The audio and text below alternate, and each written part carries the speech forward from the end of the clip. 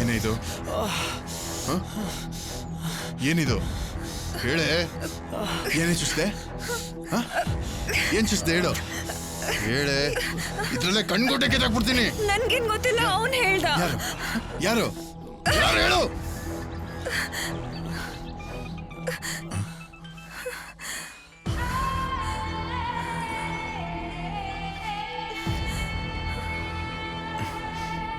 ತಪ್ಪು ಮಾಡಿಬಿಟ್ಟೆ ರಾಮ್, ತಪ್ಪು ಮಾಡಿಬಿಟ್ಟೆ.